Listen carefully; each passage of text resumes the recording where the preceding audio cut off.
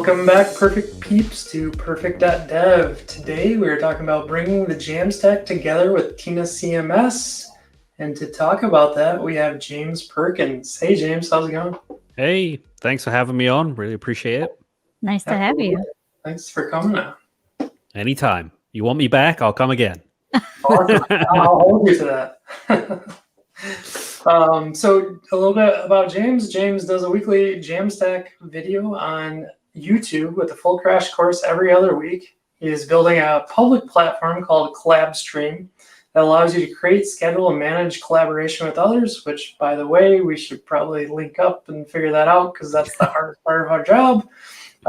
James is the new developer advocate at TinaCMS, which is what we are talking about today in bringing the Jamstack together with TinaCMS. And I just have to throw out there before we get started, you're actually probably employed by forestry.io still?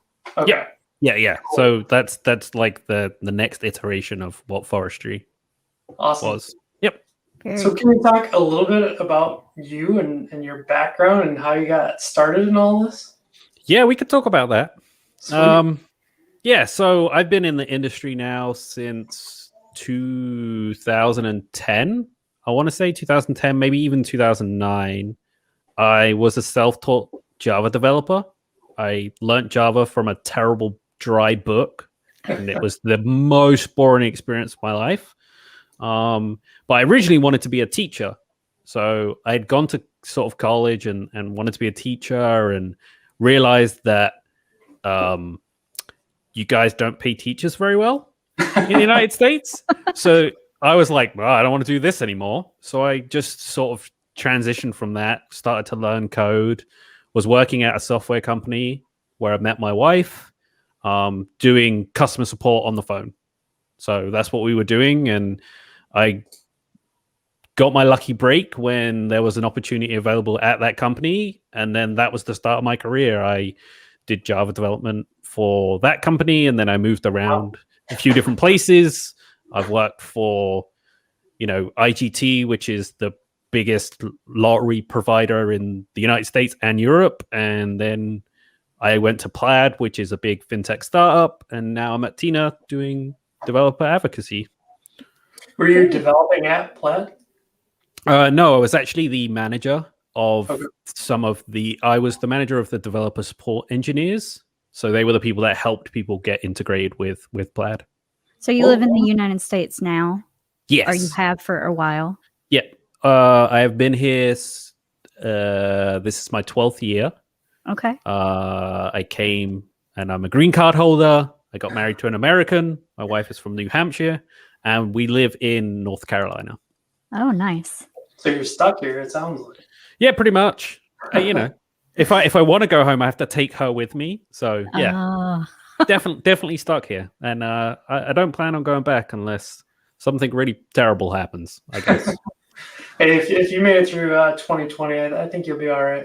Yeah, exactly. That's what I keep saying is that we all made it through 2020. It was rough, but here we are, and yeah, I glad that things are kind of going out the other side. Yeah, I was going to say, I'm glad we're getting to that point now where we might actually be coming out the other side.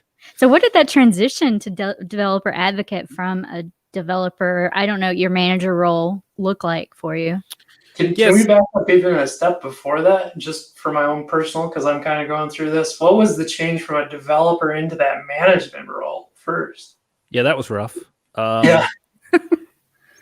Yeah. So being a manager means basically like you never really see anything at it ever again. So like code basically was non-existent. Like anything I did that was day-to-day hands-on basically disappeared, which was actually a blessing in some ways, which we'll kind of talk about how like the transition to dev advocate.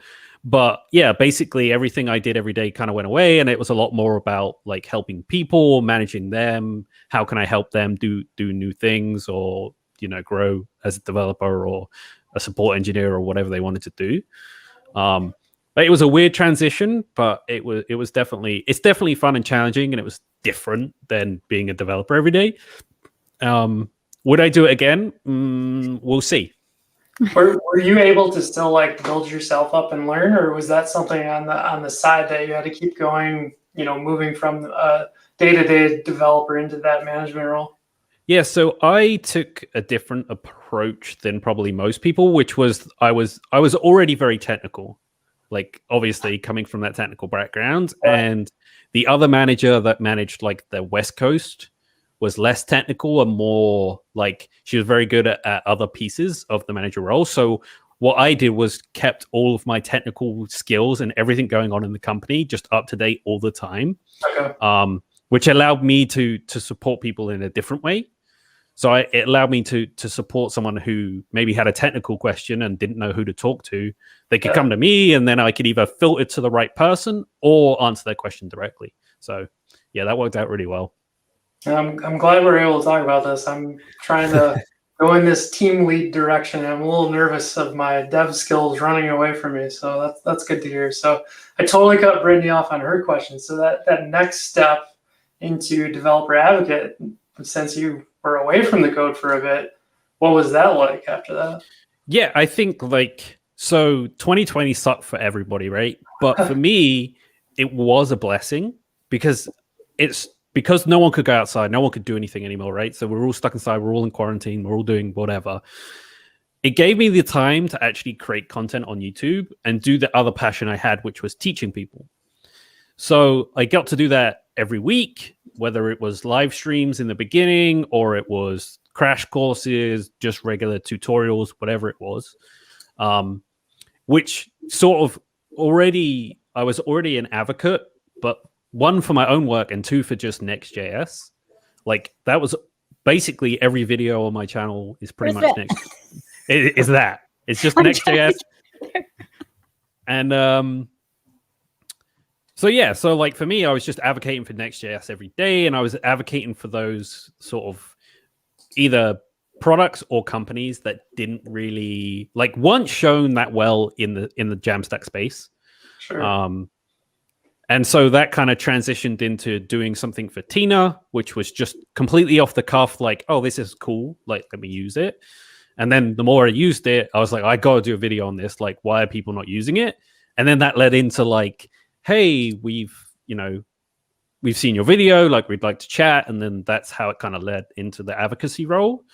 And now that advocacy role has basically given me the flexibility to do all the things I'm passionate about, but also for a company at the same time. And get a regular income from it too. Yeah, which is nice. and get the regular income, which everybody loves, right? Yes. I feel like that's probably a pretty large key to all of us doing this, but yeah, that's Sure. awesome that they saw your content and then pulled you in and wanted you to work for them. So can you explain a little about what TinaCMS is then? Yeah, so there's kind of two parts to Tina now. There's Tina Cloud, and then there's TinaCMS. So the TinaCMS part that most people are probably familiar with is the open source front-end editable UI pieces that you can see. So it gives you the ability as a developer to sort of set something up and then have your marketing team, content creators, whoever writes those blog posts, they can do it on screen without having to know about the nuts and bolts behind the scenes and all that kind of stuff. And now we have this Tina Cloud product that just went officially in alpha, which allows you to do authorization as well as sort of funnel through GraphQL and allow you to do some really cool stuff. Okay, so we're pulling in like that auth piece that some CMSs don't offer. So that's nice. Yeah, so it's kind of like a headless CMS. Like that's how you can imagine the Tina Cloud product now is like the headless CMS. And then we've got TinaCMS, which is the open source tooling.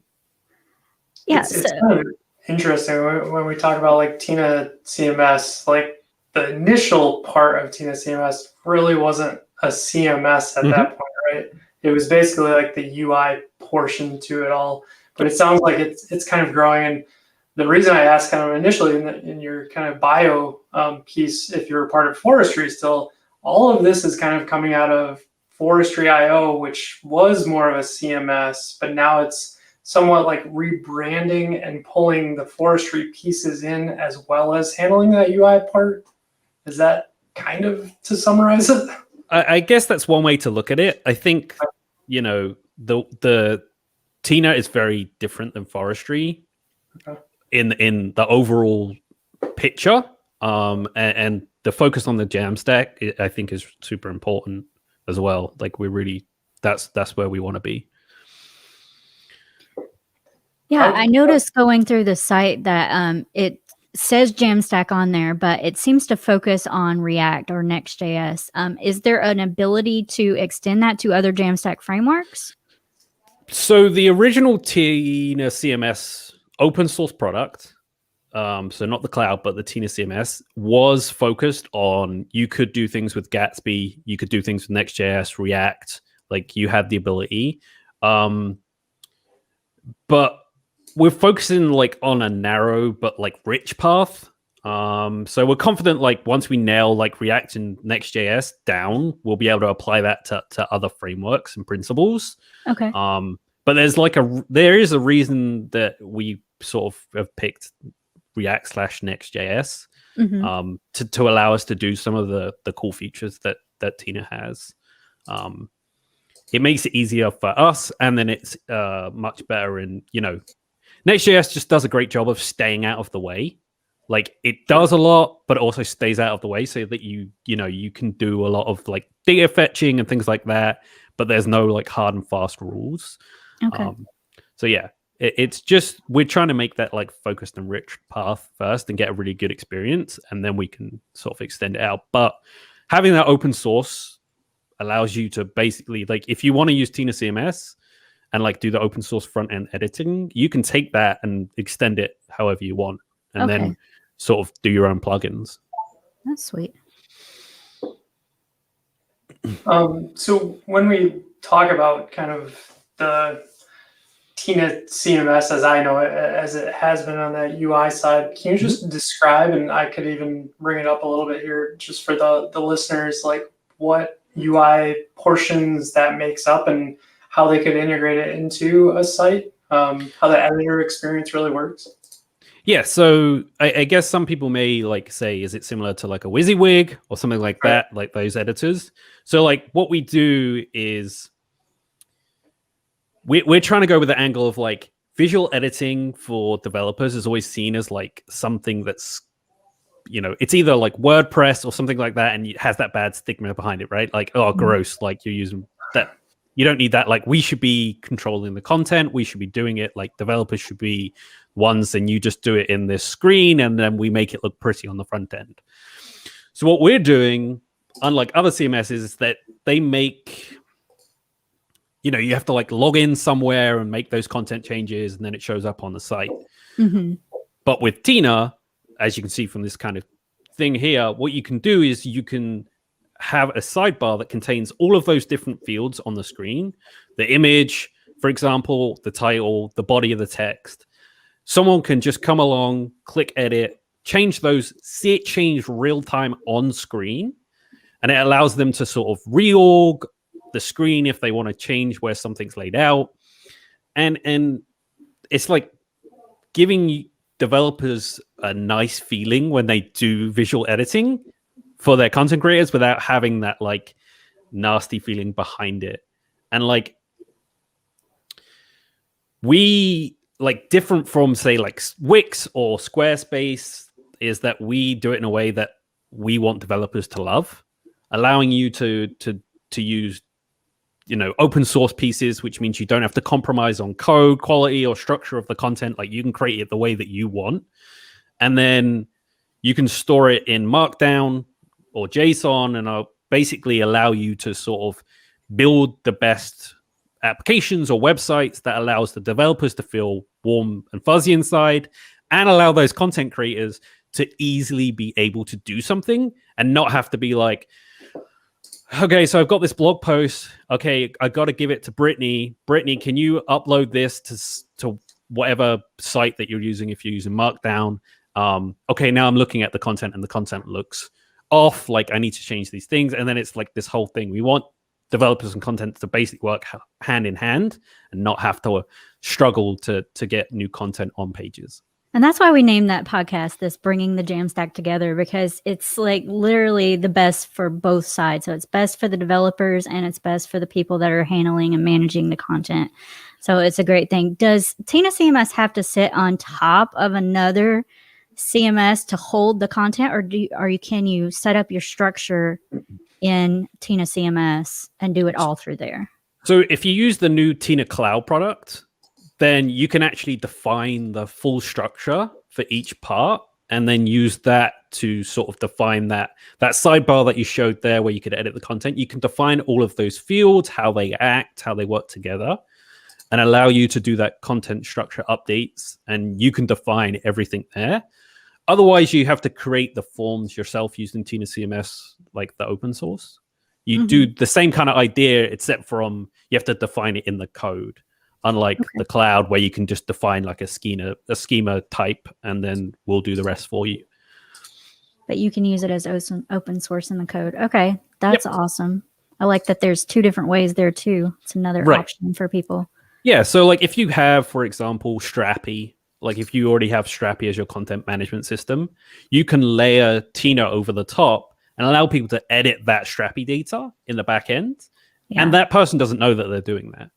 We're working on a project together right now, and we're doing Sanity, and we're pulling in Sanity and thinking about layering Tina on top of it for the people we're handing it off to. So yeah, I was wondering about that piece of it. Yeah. So yeah, that's what the great thing about Tina is that like we have the ability to do that. If you're using the open source tools, you can basically extend your own CMS over the top, which makes it really, really nice for developers, right? Because now you're just like, well, it doesn't matter what I'm using. Like as long as it fits into this style, like I can do this. So awesome. And so kind of out of the other side of this, trying to support as a company Tina, right, or TinaCMS, that's where the new cloud version comes into play. So there's probably going to be pricing and stuff past the alpha version of this. Is there expectations there where like a Sanity or Strappy or whatever? Well, I don't know Strappy as well, but like Sanity has a true CDN for your images as well and things like that. Will the new cloud be able to handle all of that too? So the idea behind the cloud is essentially like we want to be able to give you your own media manager and allow you to manage that media however you want. We don't want to force you into a structure, right? Like we don't want to force you. Like Sanity has their CDN, has the image CDN, but you have to put it in Sanity. Like that's the option. With Tina, what we want you to be able to do is, let's say you use Cloudinary. That's where you store your images. We want you to be able to use your already rolled up Cloudinary and be able to just drag and drop and put your images in, and we'll handle putting it in where you want it. So we want to be able to give you the flexibility of using whatever you want without being constrained into that. Like, okay, you're using Tina Cloud, like now everything has to be in there. We're going the opposite route, which is, hey, you can use Tina Cloud, but if you're using Cloudinary or S3, like go ahead, like we'll figure the route to get it there. You just tell us where you want to put it. Again, that's the joy of Jamstack, like having the best in class for whatever you want, and you can use it, and that's awesome. Yeah, and that's what we're trying to do, is we're trying to facilitate that ability to use best in class tools or whatever you want to use without being constrained of like, well, I'm paying or I'm using or whatever that constraint is for a CMS. Like you have to be using that. And that was kind of my problem with, like, I had Sanity on my site and I took it off and just used Markdown because I didn't want to be constrained into that, like, well, I have to put everything here. Otherwise, I have to like write more code to do these things. So we're trying to do more of like a layering system where you can kind of funnel some stuff in. So I've kind of gone through and stood up just a simple app on the cloud version, the alpha TinaCMS. Yep. Is there more features, I guess, coming soon that will be delivered to that, or is it kind of going to sit the way it is for a while? So the team right now are working on some really good stuff, like Cloudinary. That's one of our things for Media Manager, to give you the ability to drag and drop images. We're currently working on a proof of concept there where you can put in your cloudinary details and we'll handle everything and show it to you on the screen. So we're doing a lot of stuff in this alpha, getting ready. Like in the next 2 months, you'll see a lot more features being added.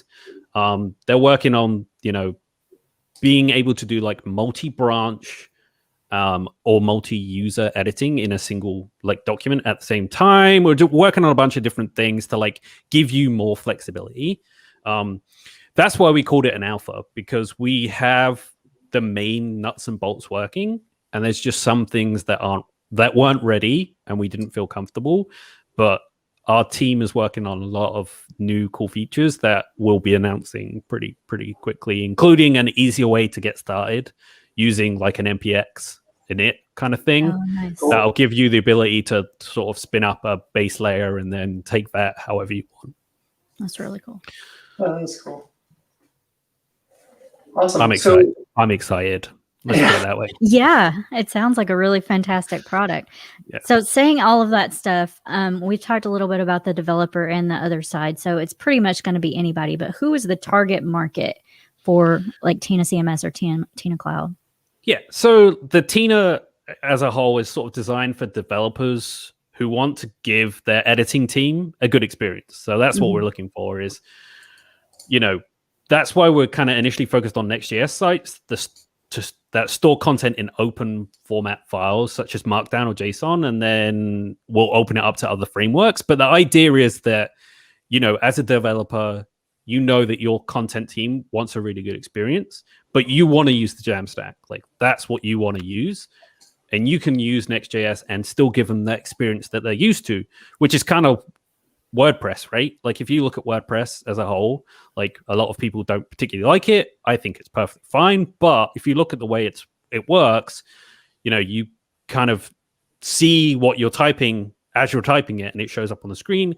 So those people will feel comfortable in getting the same experience through the Jamstack.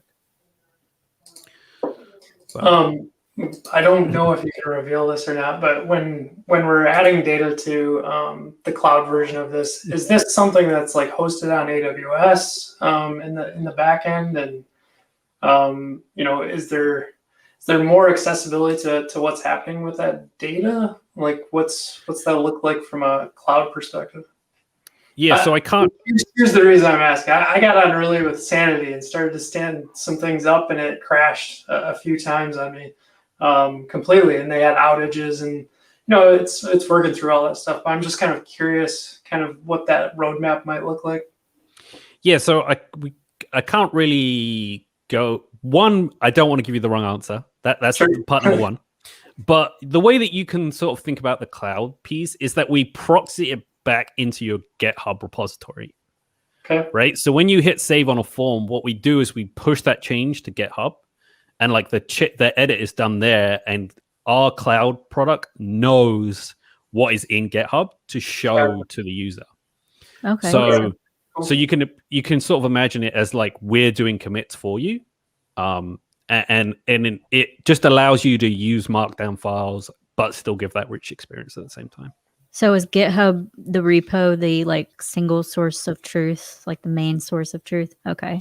Yeah. So like when you link your GitHub repository through Tina Cloud, like that becomes the source of truth. So when you deploy it out to Save a Sail or Netlify, we use GitHub as the source of truth. So when you're typing away and then you hit save, we make that change to GitHub and then everything's in sync. I like that. Making it easy. Talking about the kind of, just getting started and things like that, and excitement from an advocacy standpoint, how are you going about that? Is it just through like Discord and kind of hammering on the socials? What's that look like for you, James? So I'm doing a few different things. So yes, we have some social stuff that we're doing, but my main focus has been, since I started at least, is education.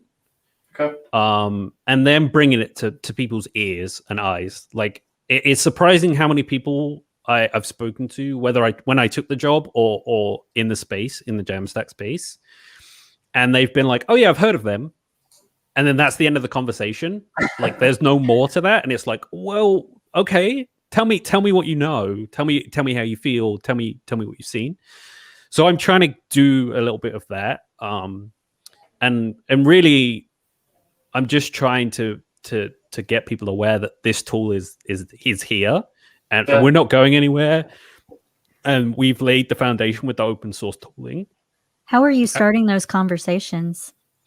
A lot of it's just outreach for sort of people that I know are in the Jamstack space and being like, hey, like, have you checked out Tina?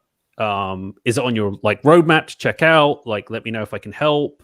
And then talking to other developer advocates in the space. I've been talking to Nacho over at Clerk, Clerk.dev, and just talking about like what their strategy was, because they're sort of in a similar space that we are, which is they're pretty new in the space, but they have an amazing product.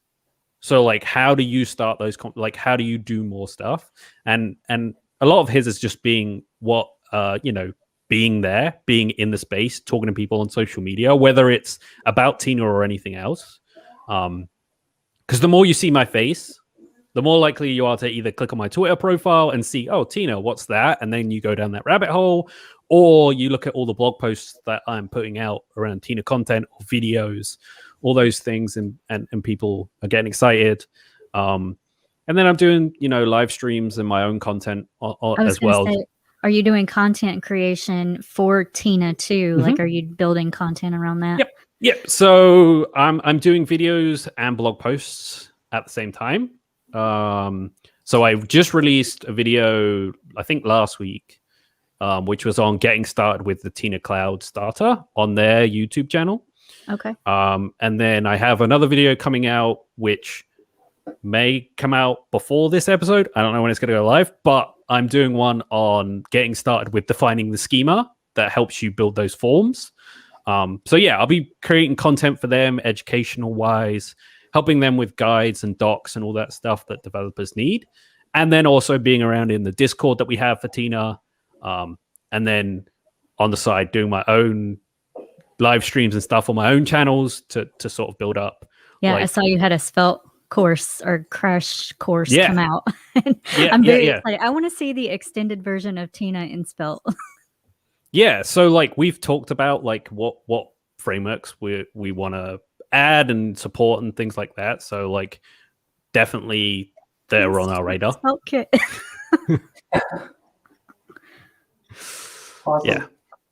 Well, that's really exciting. I can't wait to see kind of where Tina heads, and especially the Tina Cloud product as it continues to grow. It's always fun to watch these like alpha things really take off, especially in the Jamstack space as more people join up. So it's awesome. Yeah. We'll have to have you back when Tina Cloud like officially releases and do an episode on that. We should do when we go to beta, which will be like 3 or 4 months from now. We'll have like more stuff with that product, and then we can talk then. I'll give you some updates. That'd be awesome.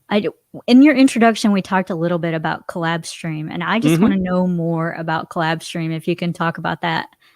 Yeah, absolutely. So Collabstream, you already had that ready. Yeah, I know. Apparently, teed it up. So Collabstream started as a project after I got frustrated with what's in the marketplace. So like StreamYard, which is what you guys use.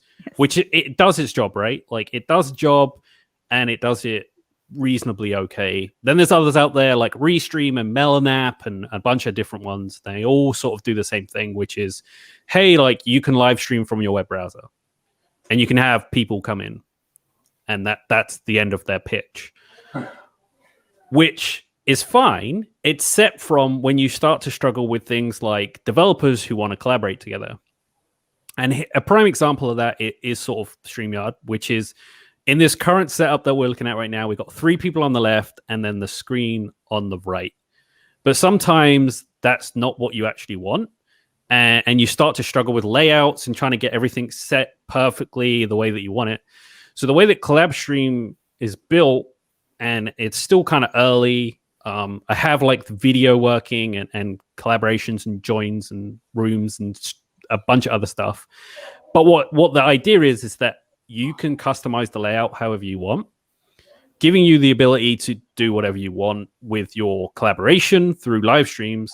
And now I'm building on top of that is I want the ability to sort of allow people to schedule their collaborations in the future, give them a link that's already ready to go, and then allow them to just click that link and immediately get into there and make it reasonably priced. And that Because is the piece that's missing. Is that go ahead.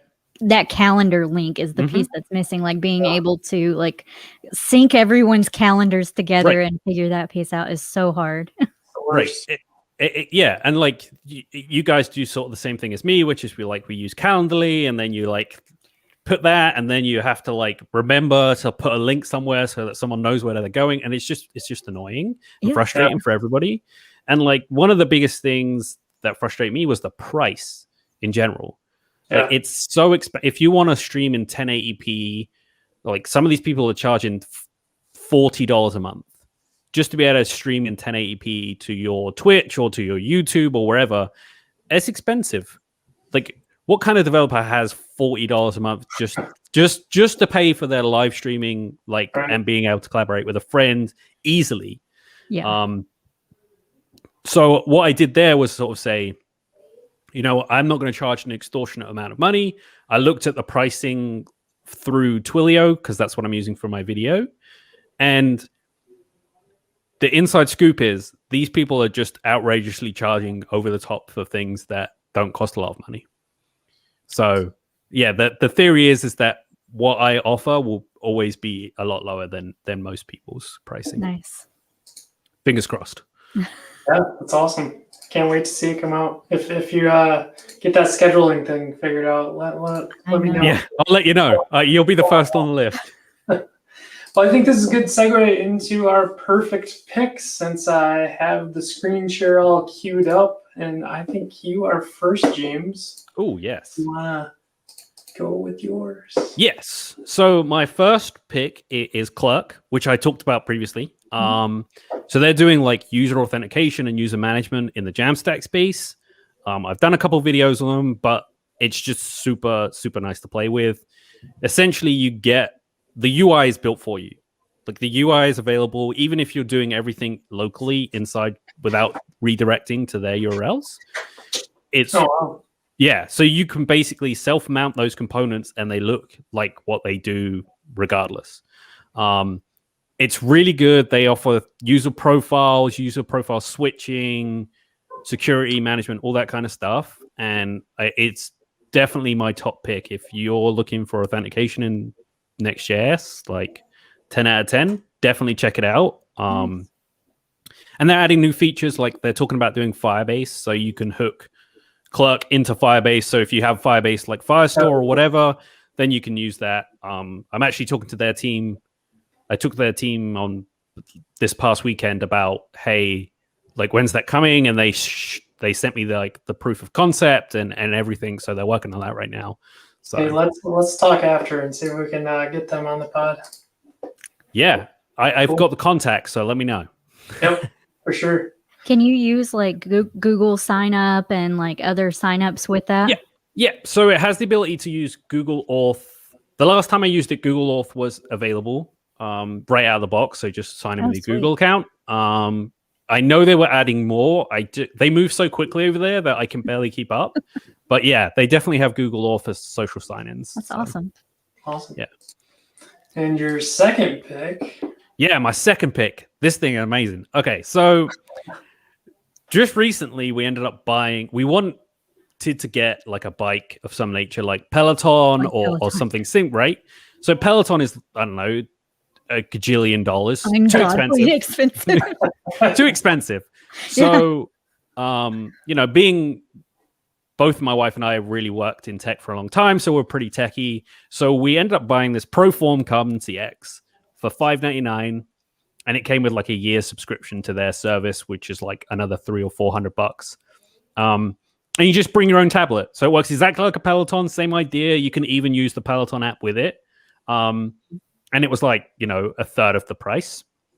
So we were like, hell, let's try it out. And yeah, I've been riding almost every day alongside powerlifting, and it's been an absolute joy. And even better is that it's a third of the price of a Peloton. Yeah, so you could use the Peloton app and like do the classes and stuff with that's really cool. Yeah, so like you get the best of both worlds, and their membership that you get is like a family. So I think you can have 5 people for the for the price. And my wife uses it, and I use it, and yeah, it's been really great. Like riding around the countryside when you know for a fact that you can't go outside. Yeah, It's been super nice to like do that kind of stuff. awesome. It's really well done, and like it's very beginner focused, so they have a lot of beginner classes. But yeah, I've been having a blast, and it's really nice to do some cardio that doesn't involve running in the street. Even though, especially now, it's like 90 degrees in North Carolina, like nobody wants to be outside. So yeah, it's super nice. Cool. So, yeah.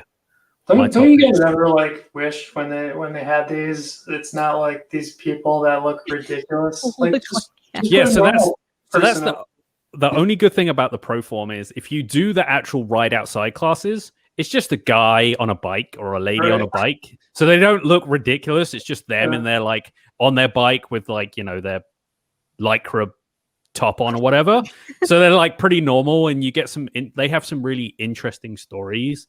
Like they'll tell you about the guy has been in Arizona, and he was like I guess like a gravel rider for a lot of years. So he was like, he won the gravel competition at some point. So he talks about like how many failures he had before he got there. And like, you get this cool story for like 10 weeks or 10 rides or however long about how he like got to where he was. And basically he was like, I was never the fastest person ever. I was just the person with the best endurance, and people would start to slow down and I would just keep the same pace for however long it took. And that's how I ended up winning. It's the turtle in the hair. Yeah, exactly. So yeah, it's been really nice. But yeah, I agree. Like those people on the studio ones that look ridiculous, it's like you don't need to do that. You don't need to try and fool us. I get like you do this for a living, so I can appreciate it, but that's ridiculous.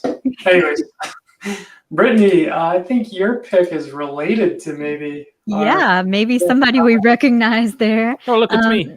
So it's the TinaBlog in general, but this post is about James and his transition to developer advocate at TinaCMS. So I thought it was a good thing to throw out for anybody listening that wants to go and check out TinaCMS. They've got some starter blog posts on there. I think James has written a few of the blog posts on there. Yep. You'll see my name there quite frequently. And the cute little, is it a llama or an alpaca? Okay, it's a llama. Okay. So very similar to the Napoleon Dynamite llama. Yeah. Yep. Same idea. Okay. Very cute. Cool. And your second pick? Oh, my second pick is IFTTT, or If This Then That, is an app that I use to automate a lot of things at home. So I've been using it for probably 10 years or so to do my shopping list. So I tell my Google Home that I want to add something in my shopping list, and IFTTT takes that and puts it into Todoist, which is the app that I use on my phone for the widget.